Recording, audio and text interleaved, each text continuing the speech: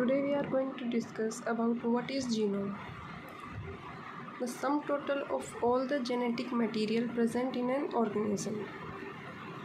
किसी भी organism में total genetic material क्या कहलाता है? Genome. Because virus has also genetic material, but don't the cell. अब वायरस के पास क्या है? सेल तो नहीं है, पर उसके पास भी तो जेनेटिक मटेरियल है.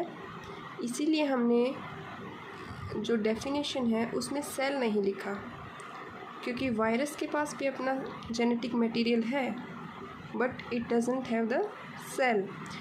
सो we did not use the term like sum total of all the genetic material present in a cell. We use the term sum total of genetic material present in an organism, not cell. Okay.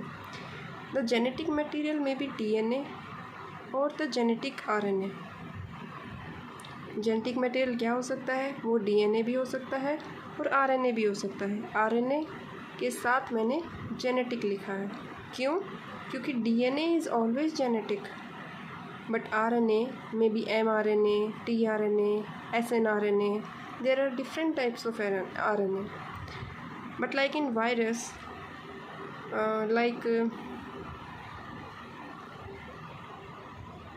many viruses are RNA viruses. So they have the genetic material in the form of RNA. So we use the term genetic RNA.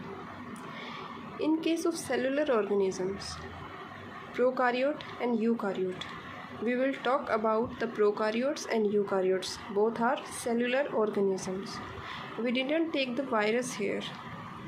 The genome size may vary from 10 raised to the power 6 base pair to 10 raised to the power 11 base pair या उससे भी ज़्यादा.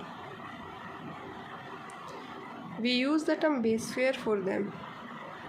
We can also use the term picogram instead of base pair.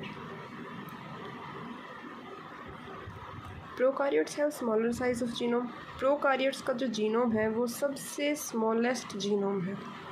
उसके बाद lower eukaryotes. सबसे ज़्यादा genome का size है वो कहाँ देखने को मिलता है? हायर यूकारियोट्स में. अब थोड़ा कंपैरिजन कर लेते हैं. प्रोकारियोट का एग्जाम्पल ले लिया E coli. E. coli is a gram-positive bacteria.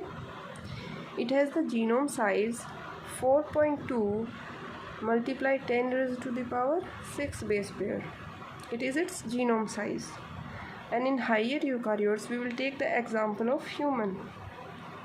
It has the total genetic material genome size of 3 into 10 raised to the power 9 base pair.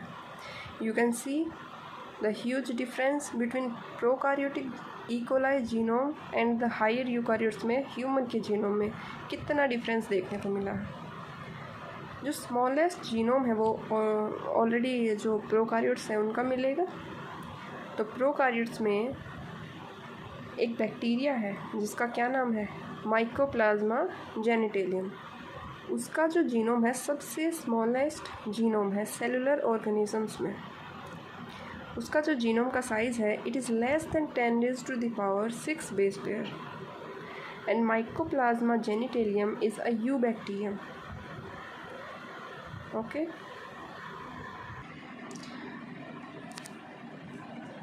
Now among higher eukaryotes, what we see,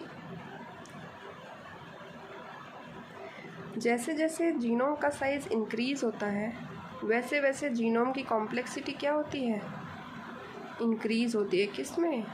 lower eukaryotes में. But higher eukaryotes में हम क्या देखेंगे? इसके अंदर कोई direct relationship नहीं है. जैसे कि सैलमेंडर है और ह्यूमन है. ह्यूमन जो है हायर यूकारियोट है, सैलमेंडर पहले है. तो सैलमेंडर का जो जीनोम का साइज़ है it is more than 10 raised to the power 11 base pair. और ह्यूमन के जीनोम का साइज़ है 10 raised to the power 9 base pair. What we see here in lower eukaryotes, what we see? जैसे जैसे genetic complexity increase होती है genome का size increase होता है। यहाँ पर हायर यूकारियोट्स हम ह्यूमन की तरफ जाते तो गए हैं, पर हमें क्या मिला है? जीनोम का साइज़ डिक्रीज़ हुआ मिला है। सैलेमेंडर का साइज़ ह्यूमन के जो जीनोम का साइज़ है वो ह्यूमन के जीनोम के साइज़ से क्या है? बड़ा है। तो जो जेनेटिक कॉम्प्लेक्सिटी है सैलेमेंडर की वो तो लेस है, और हम ह्यूमन की तरफ जाएंगे तो वहाँ पर जेनेटिक कॉम्प्लेक्सिटी क्या है? ज़्यादा है, पर जीनोम का साइज़ क्या हो रहा है? Decrease.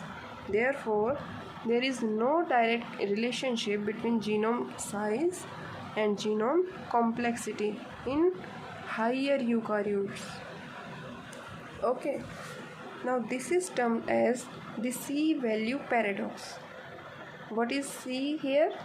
C is the amount of DNA. जैसे जैसे amount of DNA complexity तो increase हो रही है, पर amount of DNA क्या हो रहा है? कम हो रहा है। Genetic complexity increasing, but genome का size क्या हो रहा है? Decreasing. So it was the basic explanation about the molecular genetics. Hope you cleared the concept.